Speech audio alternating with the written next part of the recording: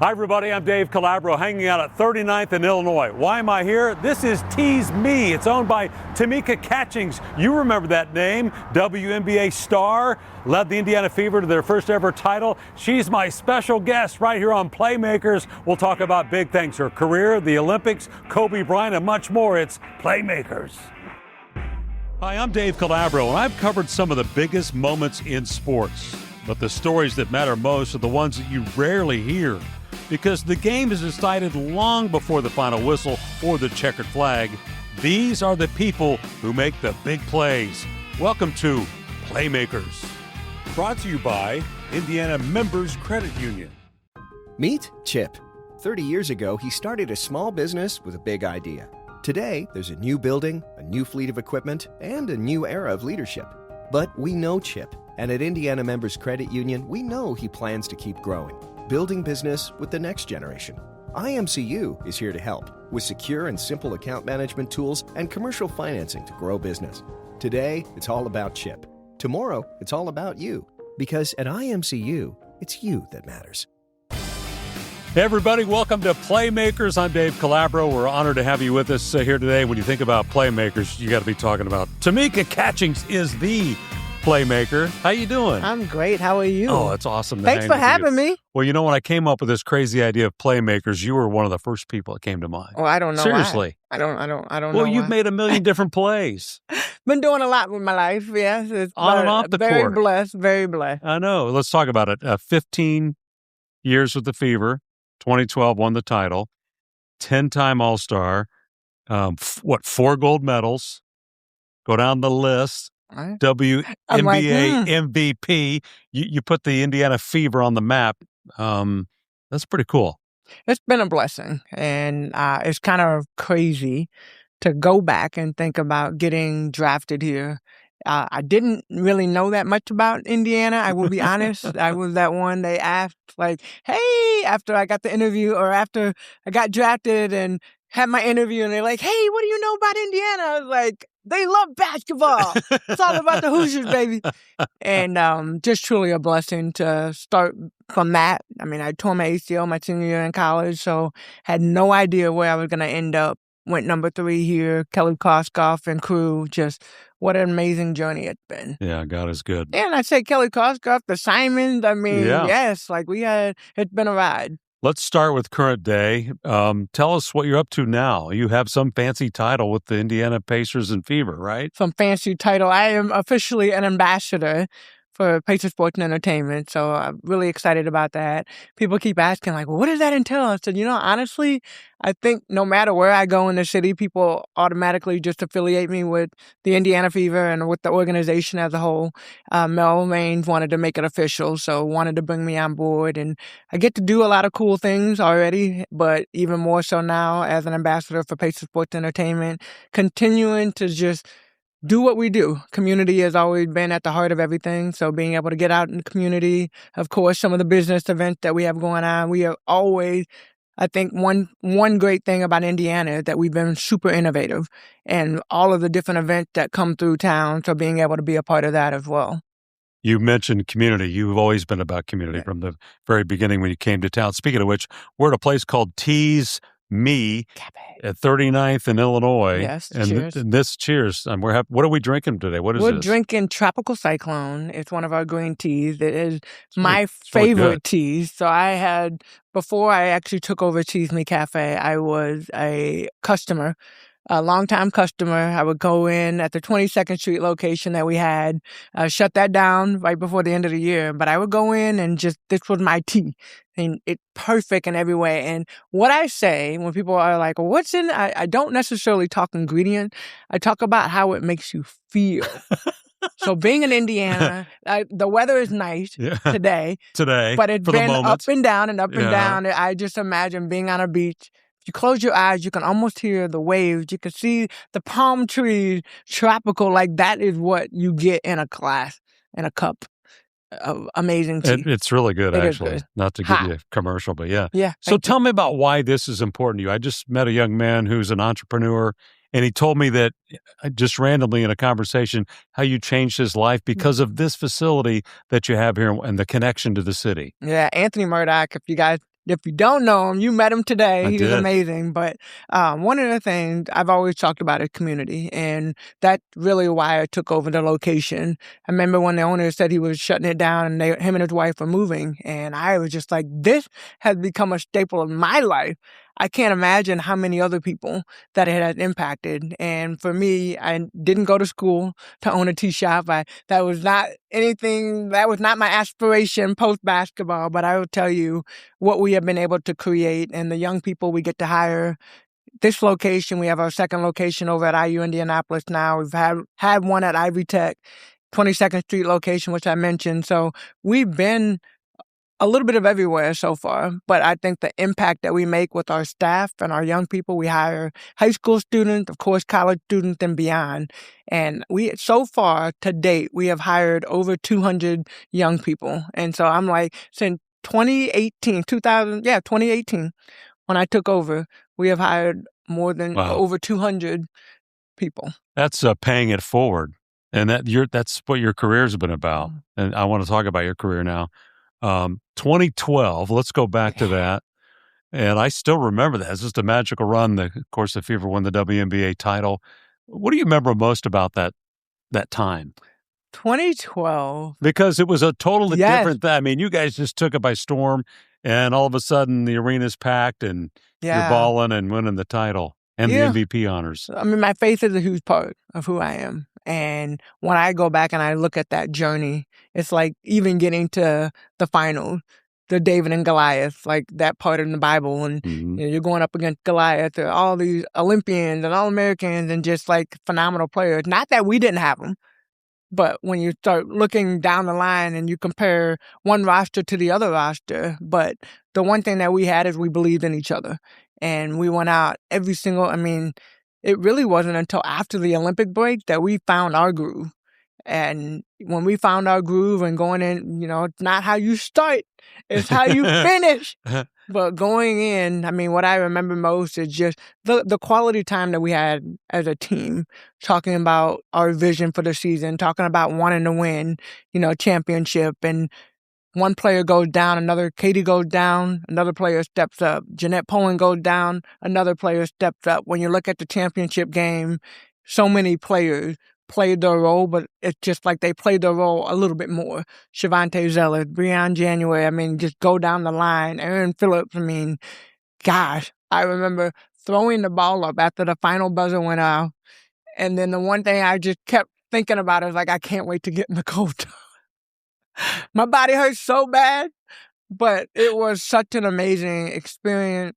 Pat was there, so Coach Pat Summitt. Yes. She got to witness us winning, and just truly a blessing. Do you remember the fans and the fandemonium that was going on in Indianapolis? Our fans, I always say, Indiana fans. That was the beginning of it. That was. You know what I mean? What we see these days, that's where it all started, right? You ladies built this legacy. Yeah, we did. And, I think even for me, when I go back, I look at the generation that came before me, and that allowed me and offered me the opportunity, even looking at Title IX, offered me the opportunity to do something that I dreamed about. And being able to take the reign from those that came before me and then pass it on to those that have come after, and just to see what the game, especially here in Indiana with the Fever and what they've been able to do as of late. It's just been, from a fan perspective, now I'm back in the mix, but from a fan perspective, it's been fun to witness and watch and just be able to show up and scream and yell and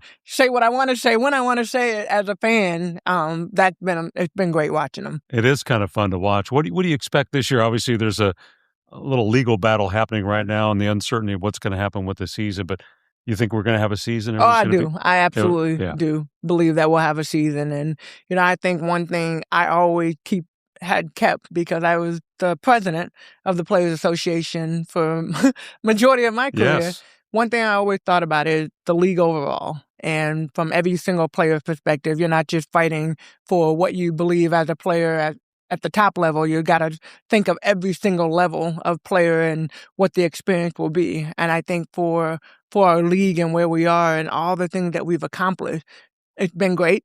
It's a blessing, right, to be able to do what we love to do.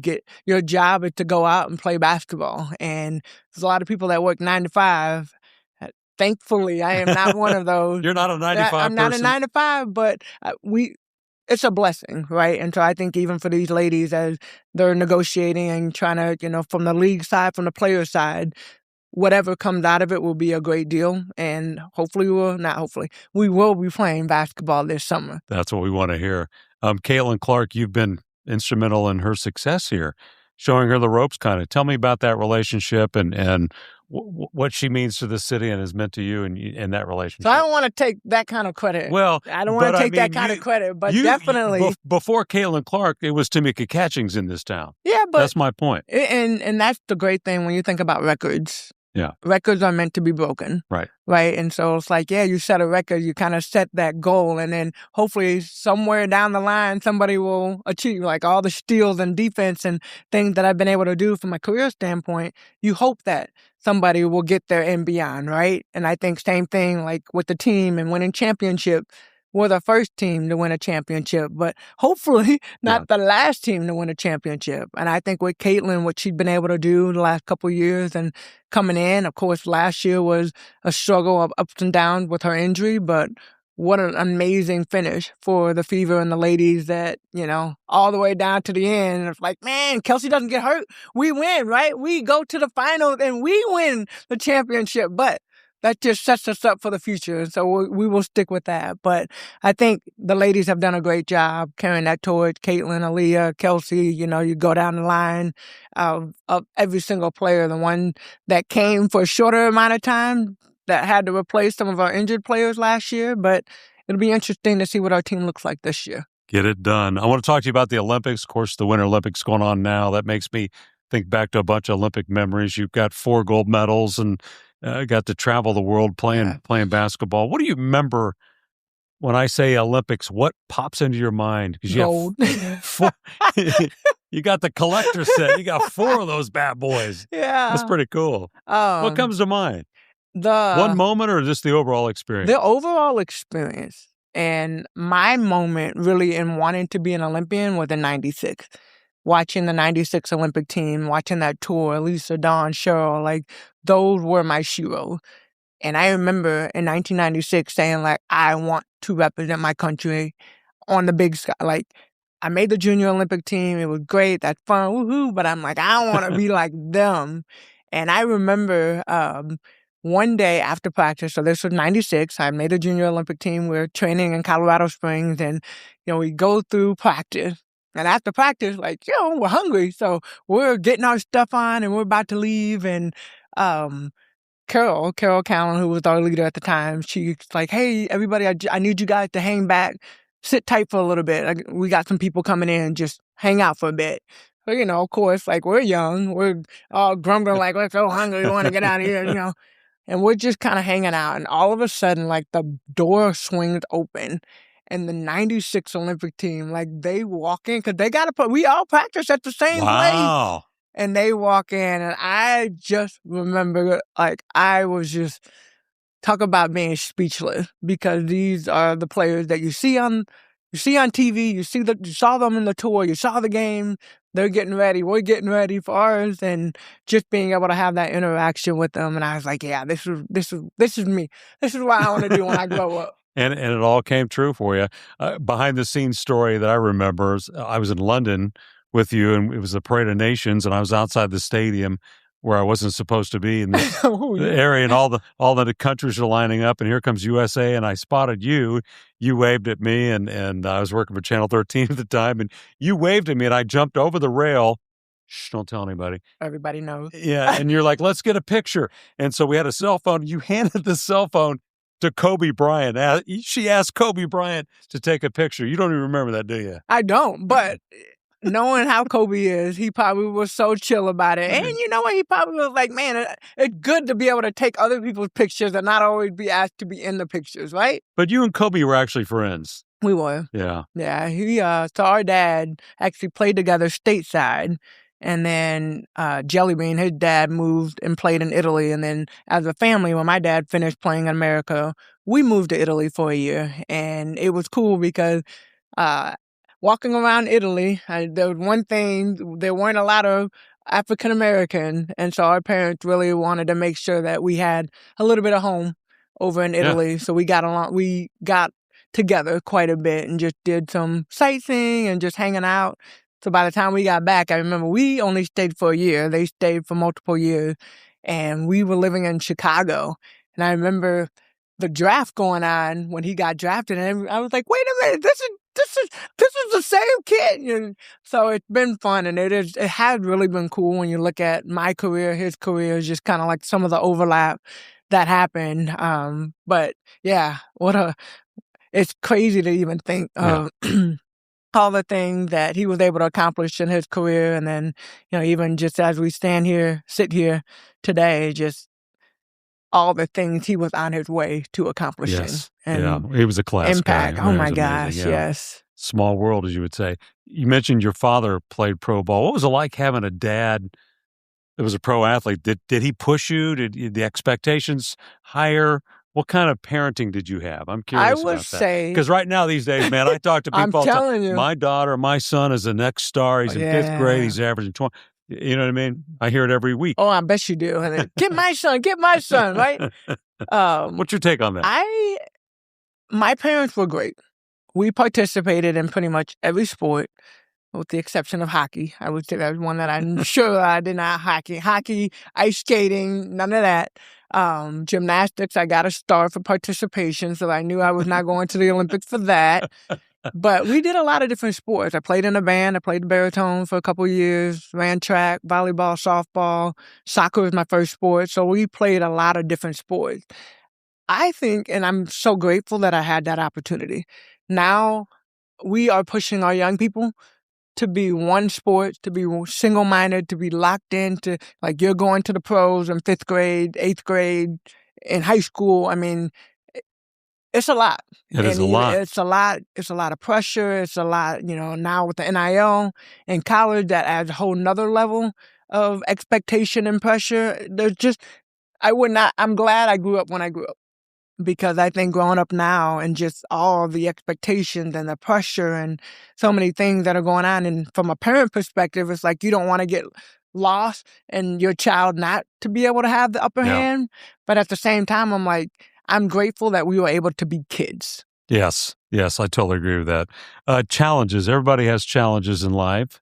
You were born with a hearing disability, but you've always embraced that. Mm-hmm. And people wouldn't even know that about you. Yeah. It's, I can't say always. I started embracing it when I was in college. Got it. So I went really most of my young life without my hearing aids, and was ashamed, didn't really talk to people, very self-conscious on how I looked, how I talked, all of that. And really it wasn't until I got to Tennessee and Coach Summitt sat me down after practice one day and was just like, your story will impact thousands, maybe millions one day. I think it would be great for you to get back on the way in your hearing aids. And it's not like you tell Coach Summitt no. Right. So next thing you know, I'm going back to speech therapy. I got refitted for my hearing aids, and honestly, I've never looked back. Another story of Tamika, since you're calling me out. We're at the Olympic Summit in L.A., I don't know, California somewhere. All the basketball players there, media from across the country. You don't remember this. What happened? You don't remember. What happened? So we're at this Olympic Summit in California, and all the media, there's a couple hundred media from around the country there getting ready for the Olympics, and you were out on the court with a bunch of other stars, and you're talking about some new zone defense or something, and I'm standing over there half paying attention. You called me out of the crowd and made me play defense. On me? On you. And you schooled me. I don't think the video still exists, which is a good thing. Was that for the Olympics, or was that for No, I think that was the Olympics. It was a big boy. It was like yeah. an NBC.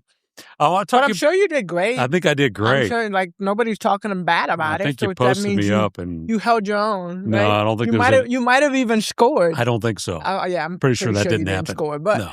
maybe you got to touch the ball. Let's say I did score. Yeah, faith has always been a key component to you and everything you do, right? And you're open about that. Yes, faith is why I am where I am, who I am, and everything that has to do with me. And like most African American families, we grew up and church was the thing. Like, if you didn't go to church, you can't do anything else. And so, like, if you're gonna be anywhere, you're going to be at church. And so I just remember that. And I would say for me personally, I didn't develop my own relationship with God until my sophomore year in college, and went undefeated.